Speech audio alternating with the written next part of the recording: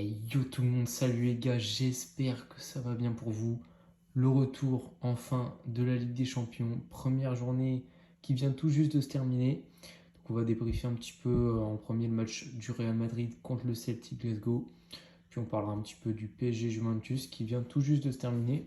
Le Real Madrid s'impose 3-0 contre le Celtic Glasgow en Écosse. Bon, à première vue on pourrait penser à une démonstration, mais le match n'a pas été si facile que ça, avec déjà une première période très compliquée, un match un peu équilibré, où on a vu Benzema se blesser. Et là, je vais commencer tout de suite avec un truc qui me dérange, et qui me dérange déjà depuis plusieurs années avec la stratégie de recrutement du Real, c'est ce manque d'attaquants, surtout au poste de numéro 9. On a bien vu quand Benzema s'est blessé, tu as été obligé de faire rentrer Hazard. Hazard qui, même à son meilleur niveau, n'est pas un neuf. Même s'il peut compenser, tu sens que ça manque d'un neuf. Benzema se blesse, sachant qu'il y a le rassemblement des Bleus dans 2 ou 3 semaines, la Coupe du Monde dans 2 mois, et apparemment la blessure au genou, parce que c'est une blessure au genou, ça sentirait pas bon. Donc je sais pas trop ce que ça va donner, on va attendre de voir demain les analyses. Et cette blessure qui marque un peu plus le début de saison compliqué et poussif de Benzema qui a vraiment du mal pour l'instant malgré déjà ses 3 buts. Et donc Eden Hazard qui remplace Benzema au bout d'une demi-heure de jeu.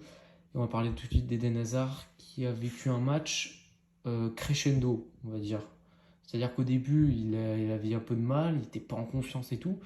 Puis à la fin du match, ses remises, ses passes, ses déviations, même son but, ça montre que son but qui j'espère pouvoir le remettre en confiance parce qu'avec la blessure de Benzema, lui et Rodrigo, je pense que ça va être les deux qui vont entre guillemets bénéficier de cette blessure et qui vont devoir plus jouer.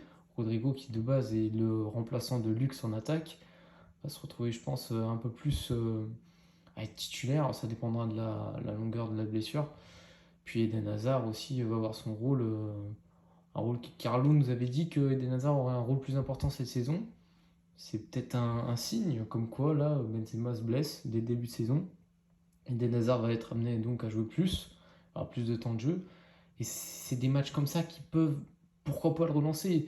Son match est bon, si on fait analyse, ses 60 minutes sont bonnes. Il y a encore des situations où on pourrait se dire tente ta chance, vas-y frappe. Et il essaie de jouer peut-être un peu trop collectif, mais bon, ça c'est hasard, on connaît. On a eu, je crois, 3 buts en un quart d'heure. Premier but de Vinicius, décidément, la saison commence très très bien pour lui. Je crois que ça doit être son quatrième ou cinquième but déjà. Donc c'est une combinaison entre Valverde et Hazard. Valverde énormément en profondeur, centre fort à terre pour Vinicius qui arrive lancé, plat du pied côté opposé. Le but est incroyable. Si vous avez l'occasion de le voir, n'hésitez pas. Deuxième but, je crois que c'est 5 minutes après, c'est Modric. Je me rappelle plus trop la situation de comment ça arrive, mais ça finit en, je crois que c'est Eden Hazard qui décale sur le côté droit pour Modric, qui rentre dans la surface, crochet intérieur, et puis avec un petit compte favorable, il profite quand même, il finit l'extérieur du but, le gardien la touche quand même. Le troisième but, c'est Eden Hazard qui enfin marque son but. Je peux vous dire que quand il a marqué, j'étais plus content que le 2 buts d'avant. Toni Kroos qui a fait un match relativement propre, hein. Toni Kroos, il a très bien joué aujourd'hui. Et honnêtement, pendant ce match, j'ai eu un ressenti que je me dis, en un an et 3 mois, Carlo Ancelotti a quand même vraiment réussi à créer une équipe qui joue très bien au football. Je ne sais pas si vous vous rappelez, mais avant que Carlo Ancelotti arrive, le Real gagnait, mais le Real ne proposait pas le même football. Là, le Real propose un football, franchement, qui est agréable à regarder. Depuis qu'Ancelotti est arrivé, je me souviens pas, ou du moins ça fait très longtemps que j'ai pas pris autant de plaisir à regarder le Real jouer au football. Il y a tellement de matchs où le Real joue bien, les buts sont bien construits, le football est beau, les matchs sont intéressants, sans compter les scénarios qui sont des fois exceptionnels, mais le Real en eux-mêmes joue bien. Et franchement, c'est super agréable de voir ça et j'espère que ça va continuer. Donc la victoire 3-0, c'est la sixième, si on compte la Super Coupe d'Europe, sixième victoire de suite du Real qui a tout simplement gagné tous ses matchs depuis le début de la saison, dont 5 à l'extérieur sur 6. J'ai envie de vous dire, la saison commence super bien, on doit être la seule équipe à avoir gagné tous ses matchs. On va se retrouver en tête du groupe et je crois nos 2 prochains matchs à domicile. Je voulais dire un petit mot aussi sur Mendy. Mendy que j'ai trouvé au début de match très très en difficulté. En fait, Mendy, autant défensivement, franchement, on s'inquiète pas. Il fait le taf. Il est là. Tu sais que pour passer sur son côté, ça va être super compliqué. Mais offensivement, c'est quand même très très limité. Et des fois, je ne serais pas contre de voir à la bas à gauche qu'il avait fait il y a une semaine, de mettre à la bas à gauche. Tu mets une charnière Militao-Rudiger. Bon, là, malheureusement, Militao est sorti à la mi-temps. D'ailleurs, on ne sait pas trop ce qu'il a. J'espère qu'il n'est pas blessé. Et non, mais non, des fois, c'est vrai que des fois, voir là-bas sur le côté gauche, bah, tu gagnes offensivement. Bon, par contre, défensivement, forcément, il va plus monter, donc il va plus exposer son côté. Et c'est un choix à faire, ça dépend des types de matchs, ça dépend des scénarios, du contexte, de ce qu'il faut faire. Mais Mendy, ouais, c'est dur, Mendy. En fait, Mendy, je trouve que des fois, il se lâche presque même pas assez. C'est un peu comme Valverde. Il a une puissance physique où des fois, il fait des poussées de balle. Enfin, quand il arrive à garder le ballon dans les pieds. Mais il dégage une puissance où vraiment, quand il y va, c'est quasiment impossible de l'arrêter. Et là, je parle pour le côté offensif. Et ça serait bien que des fois, on arrive à le voir un peu plus, à montrer cette puissance qu'il peut avoir. Et on va parler de Valverde, évidemment. Valverde est tout simplement incroyable. Je ne sais même pas comment décrire. Il nous a fait encore un match de psychopathe. Défensivement, il fait les efforts, il fait des courses, il fait les appels, il joue juste. En plus, il crée du danger. Alors, c'est même pas un ailier, il va créer plus de danger qu'un Asensio ou compagnie. Non, vraiment, Valverde, il n'a pas marqué ce soir, mais il a fait une passe ici pour Vinicius. Non, franchement, Valverde, il régale, mais c'est le niveau qu'il arrive à atteindre. Pourtant, c'est pas un style à la Modric, Iniesta, Xavi qui est beaucoup dans la technique. Mais ce joueur est tellement complet, il a une polyvalence qui le rend exceptionnel. Et honnêtement, il est titulaire et c'est même pas une question à se poser. Dans chaque gros match, d'ailleurs aujourd'hui on avait quand même l'équipe type, et ben il est titulaire. Donc voilà, on va s'arrêter là pour le côté Real Madrid qui sécurise les 3 points. 3-0, la victoire est propre. Enfin, un clean sheet. Je crois qu'on n'avait pas encore. On s'était pris un but à tous les matchs de championnat. Là, enfin, on garde nos cages vides. Il va falloir voir l'état de Benzema Militao, ce que ça a donné. Mais non, franchement, pour l'instant, c'est un bon Real qu'on voit depuis le début de saison. J'espère que ça va continuer comme ça le plus longtemps possible. Déjà, on pouvait réussir à aller jusqu'à la Coupe du Monde à peu près avec le niveau de jeu. Hazard revient bien, les joueurs sont plutôt tous en forme.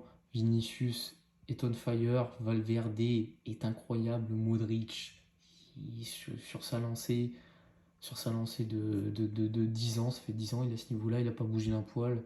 La défense commence à se roder, Chouameni s'habitue petit à petit à l'équipe. Carlo continue son coaching masterclass, il n'y a pas à dire, rien à lui reprocher. Tout roule côté Real et on espère que ça va continuer comme ça le plus longtemps possible. Le Paris Saint-Germain qui s'est imposé 2-1 contre la Juventus. J'ai pas vu exactement tout le match parce que je suis arrivé au bout d'un quart d'heure. Je pense que ça a fait ça pour pas mal de monde avec des bugs de MyCanal. Hein, merci Canal. Le trio Messi, Neymar, Mbappé cette année, je vous le dis honnêtement, il fait très peur. Galtier est en train de construire une équipe. C'est la première fois que je ressens ça de. Bon, après, je parle peut-être un peu vite, on s'emballe peut-être un peu, on connaît Paris, c'est le début de saison, faut pas non plus s'emporter. Mais le pressentiment que laisse Paris pour cette saison, c'est une équipe unie, avec un coach qui sait ce qu'il fait, qui sait où il va. Les joueurs sont en forme, Messi, Neymar, Mbappé, le trio, franchement, pour l'instant, il est incroyable. On l'a encore vu aujourd'hui. Je me rappelle d'une action en seconde mi-temps. euh, Passe pour Neymar qui dévie à Messi. Messi lance Mbappé tout de suite en profondeur. En une seule seconde, tu peux avoir un but. En une seconde, Mbappé. Alors en fait, c'est à l'image de la vitesse d'Mbappé. En un éclair, tu peux te retrouver dans une situation de but.